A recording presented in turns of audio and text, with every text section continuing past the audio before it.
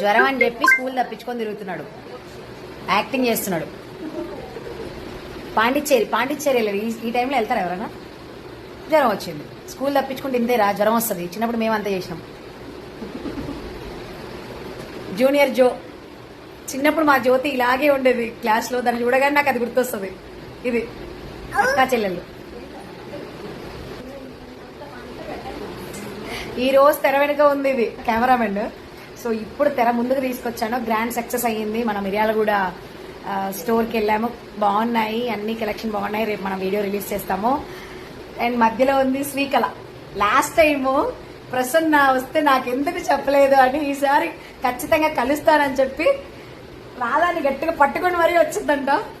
So ఇప్పుడే కలుస్తున్నాను నేను face to face. వాళ్ళ పిల్లలు నా డ్రెస్ అంటే ఇష్టమంట. చెప్పండి మీరే.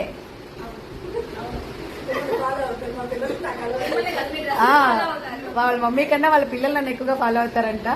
సో రాజీ బిజీ ఉంది బాగా. అట్లా చూడండి, వాళ్ళకి పెడుతున్నా అని చెప్పి 4 ముద్దలు వీళ్ళు సగం తినేస్తున్నారండి. అది జరుగుతుంది ఇక్కడ. సో బాగుంది.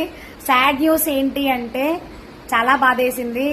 బిజినెస్ ఫోన్ ని అస్సలు చెక్ చేసుకోలేదు. ఈరోజు స్టోర్ కూడా క్లోజ్ అవ్వడం వల్ల 2-3 మెసేజ్ పెట్టారు.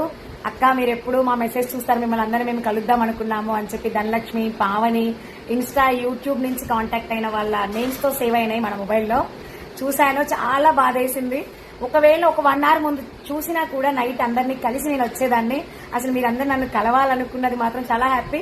అసలు స్టోర్ ఓపెనింగ్ కానీ ఏదైనా స్టోర్ ని మనం చూపిస్తున్నామంటే నియర్ బై ఉన్న వాళ్ళు నేను వస్తున్నా అంటే మీరు కూడా అక్కడికి వచ్చి కలెక్షన్ చూడొచ్చు. దాంట్లో ప్రాబ్లం ఏం లేదు. మీరు పిలవలేదు అక్క రమ్మని, అందుకే మేము ఎవరైనా రాలేదు. మిమ్మల్ని కలవాలని మేమంతా వెయిటింగ్ అని చెప్పారు. చాలా చాలా థ్యాంక్స్. నెక్స్ట్ టైం పక్కాగా మన వాళ్ళని కలుస్తాను. అండ్ మన నేరేడుచర్ల మిర్యాలగూడ వాళ్ళని ఇంకా అస్సలు మిస్ అవ్వను. Thank you. Thanks for watching.